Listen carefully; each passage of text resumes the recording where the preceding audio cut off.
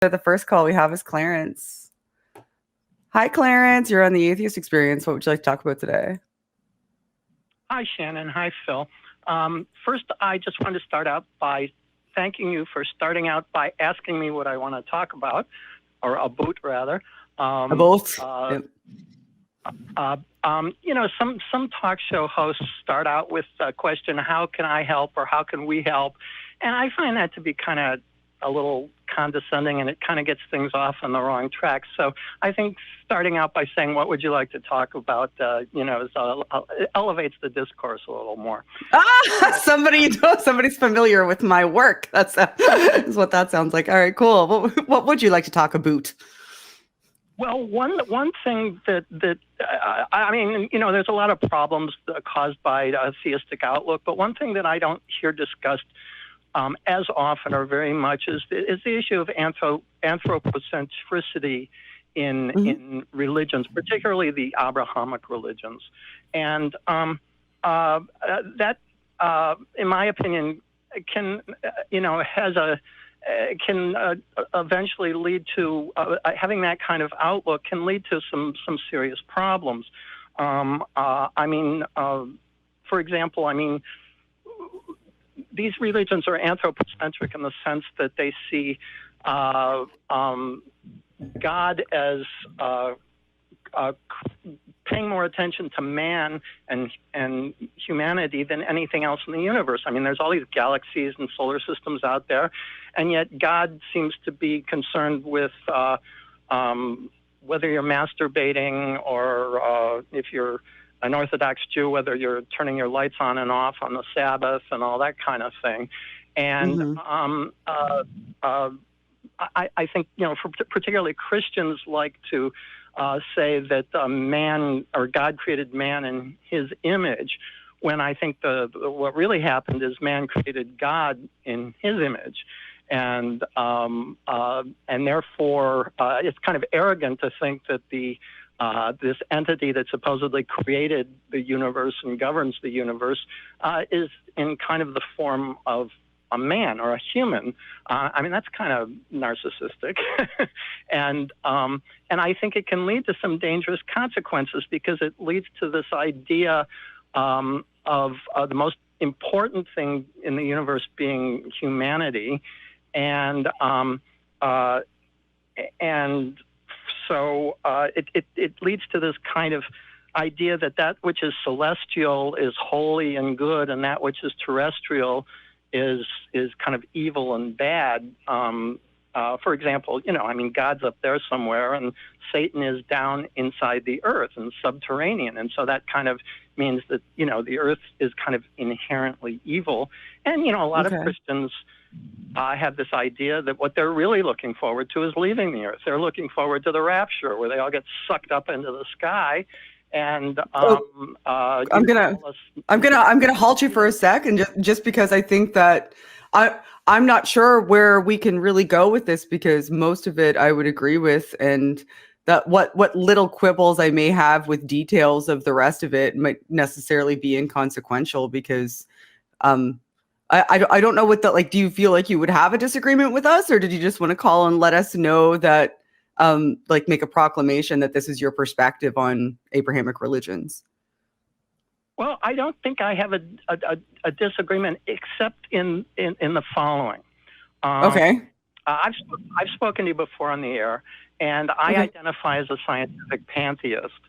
And a lot of people who are atheists identify as secular humanists, and I think there's they're almost identical, but the fundamental difference between scientific pantheism and secular humanism is that secular humanism tends to be more anthropocentric, like the Abrahamic religions, and scientific pantheism is specifically not anthropocentric. And so if there's any disagreement, I think that's where it would be. Well, human is, like, it's in the name though, right? Like, so humanism is essentially the perspective that when you're building moral systems for humans, that humans should kind of be at the center of that moral system. And I don't know that I necessarily identify as a secular humanist. So I think you might be thrusting that upon me, and just maybe assuming that because I'm an atheist, and I don't know, Phil may feel differently, but that automatically means that I somehow must subscribe to secular humanism, which I see more so as a moral philosophy and less as a religion. Like, because there's lots of atheists, for example, and I think that you would have to agree with this, like atheists in general who wouldn't necessarily be secular humanists, like humanists, and would be, especially those who maybe are like vegan, for example, who are also atheists, who would prioritize or like put harm against animals like on the same level potentially, or like on a similar level as harm against humans. So like, I don't know that I can really suss out effectively your qualms with secular humanism. I'm interested, however, in why scientific pantheism would inhale that as a component of a moral system. Because when you're talking about, when you're talking about religions or moral systems being anthropomorphic, or like having a focus specifically on humans as the central sort of, I guess, like component of how they're derived, why is scientific pantheism somehow different? Does something about it innately entail that everything is equal? Like you wouldn't prioritize humans on any level? Because that's interesting. I mean, one of the tenets of scientific pantheism is it differentiates itself from mainstream pantheism in that it does not equate nature or the natural world or the cosmos with God, but it does say that we should be reverent of the natural world. And so that's a big emphasis of scientific pantheism. And by being reverent of the natural world, we're considering that, and considering that the world is all about the scientific viewpoint is that, is an ecological viewpoint, that life is interdependent, and so having from where is that tenet derived? So you said one of the tenets of from where is that tenet derived? Like what about scientific pantheism entails that there's a specific list of things that must be adhered to, and where did you find it? Well, there are websites that list the tenets of scientific pantheism and lay out the difference between. And who decided what they should be? I'm sorry? Who decided what they should be before they put them on that website? It was a vote. A bunch of people who identified as scientific pantheists got together and talked about it. Oh, okay, so it's basically the same as something like secular humanism then, in that a bunch of humans got together and decided what their goals were or what they believed, and then set out like a list of regulations that. Hey, Shannon, I got a question. Yeah, go ahead. Sorry, Phil, go ahead. If a bunch of secular pantheists, scientific pantheists got together to make the rules for scientific pantheism, were they scientific pantheists before they made the rules because they didn't know what the rules were to call themselves scientific pantheists? I like that question. Wow.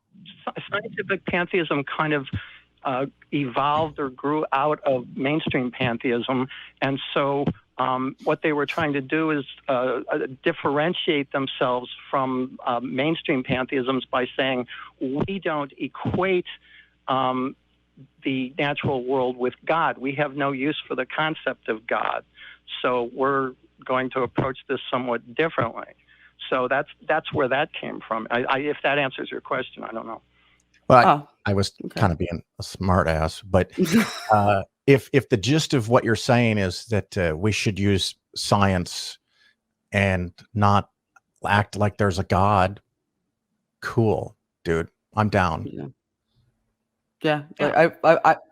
I think we probably agree on more than we disagree with if we had like a significantly broader amount of time to like suss it out. But unfortunately, we have like a bunch of calls in the queue that are waiting. So it was. I'm sure we agree on just about everything. I mean, there's very little disagreement here. So I just wanted to basically emphasize the problem of anthropocentrism in religion, and it's something that's not talked about as much. And it kind of leads to this idea of man against nature, or man conquering nature as being the objective of everything. And, that has led to the environmental mess that we're in right now. So basically, that's my point. Thank you so much. Well, thank you for calling, and we will hopefully have another chance to talk later on. Have a good day, Clarence. See you later. Great. Thank you, Bye. guys. Take care. Bye.